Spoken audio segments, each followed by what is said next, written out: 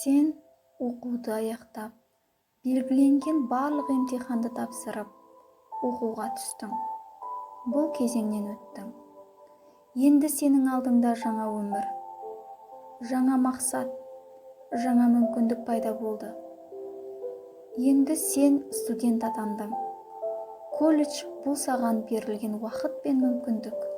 Енді сен осы мүмкіндікті пайдалану арқылы өз біліміңді жетілдіріп, мамандық алуға бар күш-жігеріңді салуың қажет. Сенім мен еңбек арқылы барлық жетістікке жетесің.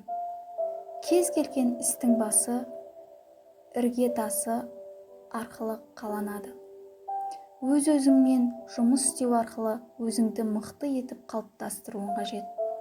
Әрқашан тоқтама, талмай еңбектен, ерінбе. Өз-өзіңді дамыту арқылы жетістікке жетесің. Жетістікке жету бұл сенің міндетің. Колледж саған жаңа таныстық пен ортаны қалыптастырды. Бұл сенің оқуыңа, бірлесіп жұмыс жасауыңа көмектеседі. Жаһандық бәсекеге қабілетті болу үшін оқуың қажет. Ол тек сенің қолыңнан келеді. Өзіңе сен. Білім мен ғылымның дамуы күннен күнге қарыштап даму үстінде. Енді өзің ізденесің. Өз-өзіңді дамытасың. Сенде қателік те болады. Сенде уайымдау да болады. Сенде депрессия да болады. Бұл кезеңнен де өтесің. Алайда, бұл саған кедергі болмайды. Ішкі жан дүниеңдегі түйсігің тек қана алға қарай мақсатқа жетуді көрсетуі қажет. Оқыңыз. Бар ынты-шынтыңызбен оқыңыз. Өзіңізге және достарыңызға мотивация беріңіз. Бір-біріңіздің жетістіктеріңізді мақтаңыздар.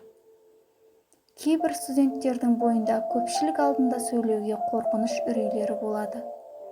Колледж бұл қорқыныш пен үрейіңізді жеңуге көмектеседі. Студенттік кезеңнің 4 жылында қарым-қатынас жасау кезінде студент түрлі семинарларға, конференцияларға, байқауларға, студенттік іс-шараларға, дипломдық жұмыс пен емтиханнан өтеді. Сонымен қатар, колледж студенттердің коммуникативтік қарым-қатынас жасау қабілетін қалыптастырады. Мамандыққа машықтану барысында іс-тәжірибеден өтеді.